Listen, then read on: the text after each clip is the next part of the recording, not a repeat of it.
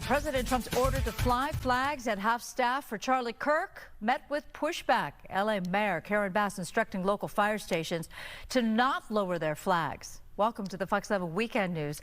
I'm Susan Hirosuna. Tonight, some fire stations are defying the mayor's instruction. Fox 11's Gina Silva has a story you'll see only on Fox 11. The flag is lowered during a time of mourning, distress, and respect. All over social media, people have been expressing their support.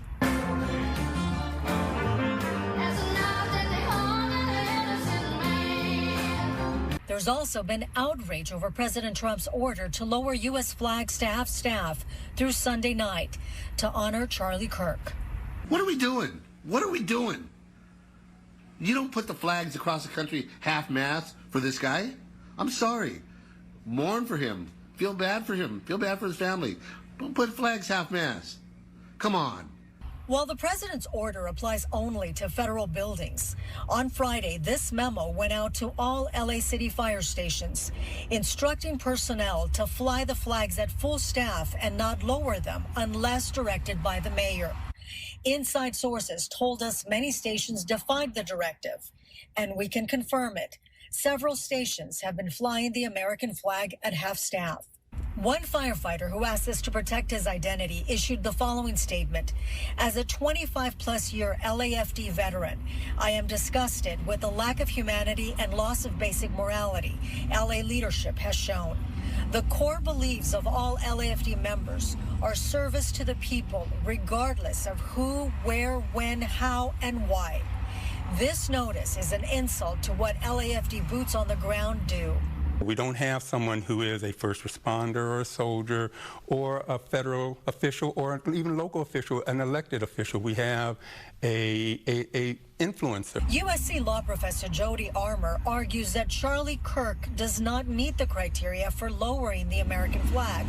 He also points out that while most people think what happened to Kirk is horrific, the things he said and did in his life make it difficult for some to mourn his loss. He made a lot of very negative statements about lots of socially marginalized groups who are now being asked to celebrate that life that was dedicated to vilifying them. We contacted the mayor and the LA City Fire Department for comment on this story, but no one got back to us. I'm Gina Silva, Fox 11 News. A UCLA employee has been placed on administrative leave for social media posts he made about the death of Charlie Kirk. The employee appears to celebrate the assassination and says it's, quote, okay to be happy when someone dies, even if they're murdered.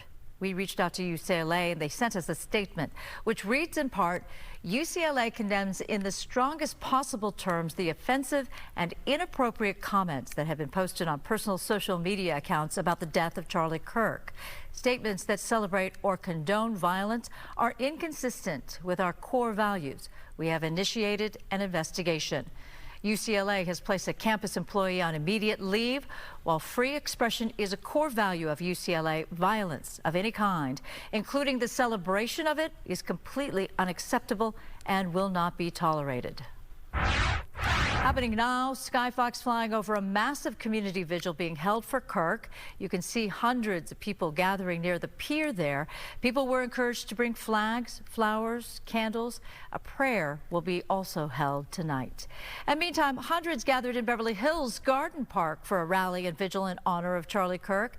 This is a view from Skyfox. Fox 11's Nick Garcia is on the ground live where the event just ended. Nick. Right, Susan. Well, that was scheduled to wrap up at 6 o'clock. And while it did go a little longer than that, everyone's pretty much gone. Those last few people with signs and flags have left the area. But take a look at this video from earlier this evening, just a little while ago. You can see the crowd, a couple hundred of people by our estimates. The Beverly Hills Freedom Rally was the one hosting this event. Organizers say it was an opportunity for supporters to gather, remember, and celebrate the life of Charlie Kirk, as well as what they call his enduring legacy. Now, there was a prayer and several speakers to follow. People from all ages showed up here who tell us they're here, or they were here, to honor Kirk. He is all of us. We're all Charlie Kirk. And people have to understand that we have the Constitution that protects us with freedom of speech. If we lose that, we don't have a country. It's a beautiful thing to see, you know, and I see people of all ages, races, ethnicities, and I think it's incredible, and everyone's just come together. And back out here live, as I said just a few minutes ago, those last people holding American flags and signs in honor of Charlie Kirk left, but people were driving by honking their horns throughout the evening when that began at 4 o'clock up until it ended just a little while ago. For now, live in Beverly Hills, I'm Nick Garcia. I'll send it back to you. All right, Nick, before you go, those comments from the people you talked to are so different from what we heard from Jody Armour. Did they say anything specifically about what it was that Charlie Kirk, the kinds of statements he made that resonated with them and that they remember? You know, I spoke with a few college-age students who said that they appreciated his advocacy for freedom of speech. Otherwise, people weren't getting too specific out here. The group that organized it, rather, is a Christian-based group, so a lot of people saw themselves aligned with his Christian values and viewpoints as far as where they believe America should go. But as I said, those college-age students, at least, were speaking about his advocacy for freedom of speech. Nick Garcia, thank you.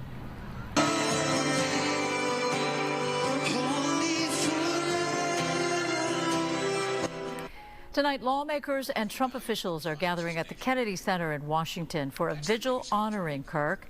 The service described by the center as a unifying event focusing on prayer, mourning, and celebration of life.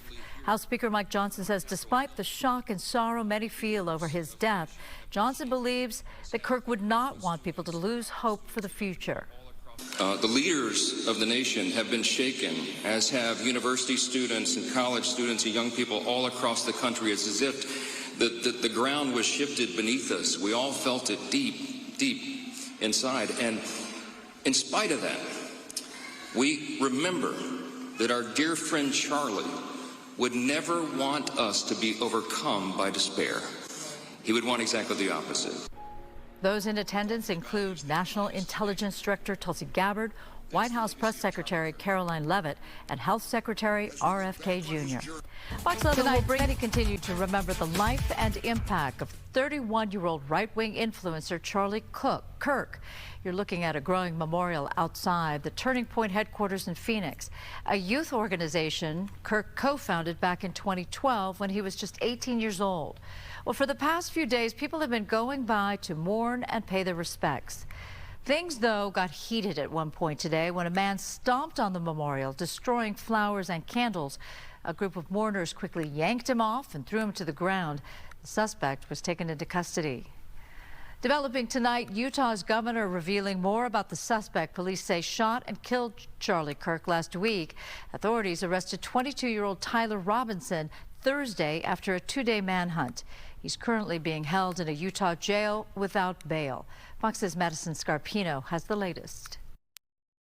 More details are coming to light surrounding the fatal shooting of conservative activist Charlie Kirk. Police have a suspect in custody and are continuing to interview friends and family, trying to determine a motive. The suspect has not been cooperating so far, and so we're getting all of this information from family members, again, people around the suspect. Governor Cox says authorities are collecting and processing tons of forensic evidence, including the alleged murder weapon and clothing. They are also going through the suspect's online messages and internet posts. There was a lot of gaming going on. Friends that have confirmed that there was kind of that deep, dark internet. Many lawmakers are concerned about the rise in political violence happening across the country and what Kirk's murder represents. I think that the best way we can do it is each one of us in elected office need to look in the mirror and say, are we doing the right thing when we talk on a television show or tweet? To have to worry not just about your own physical safety,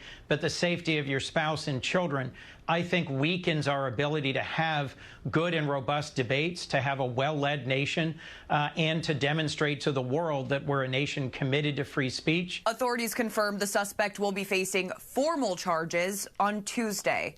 In Atlanta, Madison Scarpino, Fox News. Well, meantime, fundraising efforts for Charlie Kirk's family breaking a record. Give, Send, Go's giving platform has seen almost $3 million raised for his family and memorial. GoFundMe has also seen large donations, specifically for his wife and children, as well as a permanent memorial at Utah Valley University. So far, verified GoFundMe fundraisers have raised more than $12,000 for Kirk's family. Fox 11 will bring you updates on this as they become available, and we will let you know about the latest in the investigation and Kirk's upcoming memorial services.